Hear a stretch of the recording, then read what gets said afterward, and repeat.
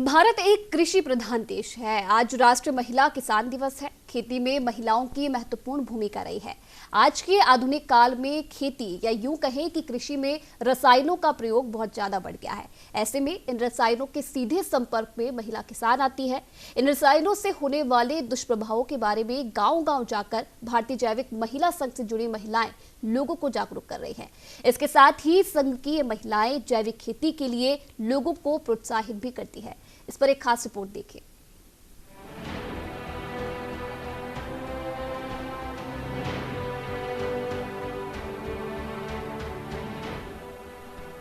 आज का खास दिन उन महिलाओं को समर्पित है जो कि देश के लिए अन्न उगाती हैं। जी हाँ, वो महिलाएं जो कि खेतों में काम करती हैं।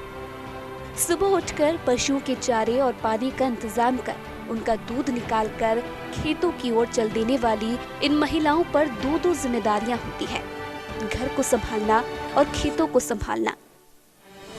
हालांकि कृषि प्रधान देश के पुरुष प्रधान देश में किसान का मतलब पुरुष किसान ही होता है, जबकि सभी जानते हैं कि खेती के इस मेहनत भरे कार्य में महिलाओं की भागीदारी पुरुषों से कहीं भी कम नहीं है।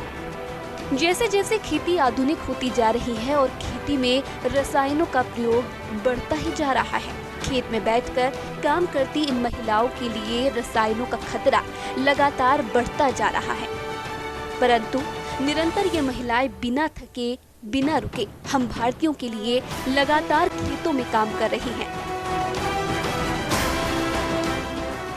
जयपुर के टोंक रोड पर स्थित पिंजरापोल गौशाला स्थित भारतीय जैविक महिला किसान उत्पादक संघ की कुछ महिलाओं से मुलाकात की। ये वो महिलाएं हैं जो कि इस क्षेत्र में औषधीय पादपों की खेती करती हैं, जैविक खेती करती हैं, साथ ही वर्मी कंपोस्ट बनाती हैं और आधुनिक खेती को बढ़ावा देती हैं। ये खाए तो केचुआ खाते 15 दिन में तैयार हो जाएगी।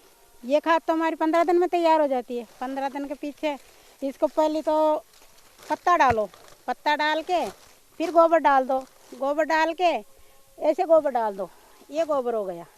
ये गोबर होने के बाद फिर हम पंजे से ऐसे करते हैं थोड़ा थोड़ा, फिर इसके मारे केचुआ डाल देते हैं। केचुआ डाल के फिर केचुआ अंदर जाता जाता है, खाता रहता है।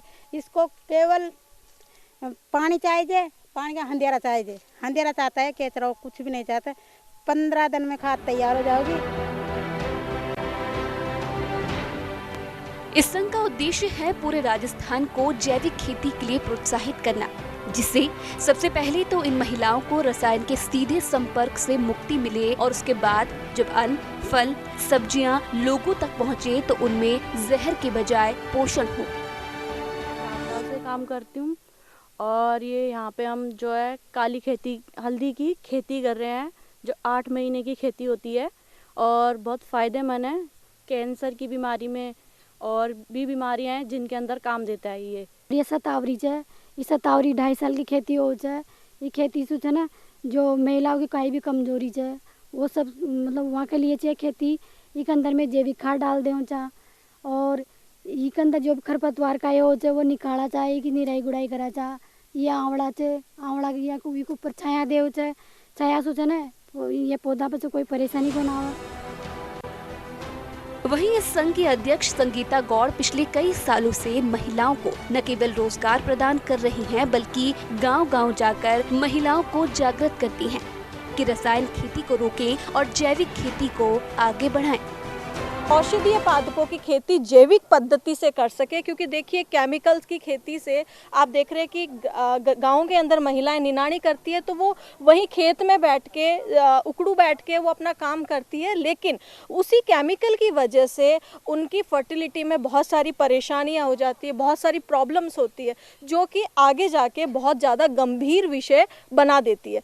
उसी चीज़ के लिए हमने जैविक खेती, हम चाहते हैं, हमारा मिशन है जैविक राजस्थान, उसी जैविक राजस्थान के मिशन को लेते हुए, महिलाओं को साथ में लेते हुए, महिलाओं को सशक्त करते हुए, महिला किसानों को आगे लेते हुए, मेरे इसी क्षेत्र में सभी महिला किसान हैं जो अपनी अपनी खेती कर रही हैं। उनका अलग अलग हमने एरिया विभाजित कर दिया है जहां पे वो अलग अलग औषधीय पादपों की खेती कर रही हैं। संघ के चेयरमैन डॉक्टर अतुल गुप्ता इस मुहिम के लिए कई गाँव को चिन्हित कर उन पर कार्य प्रारंभ भी कर चुके हैं। और देश भर में अपने संघ की इकाइयों को पूरे देश में ही इस अलख को जगाने की कार्य कर रहे हैं।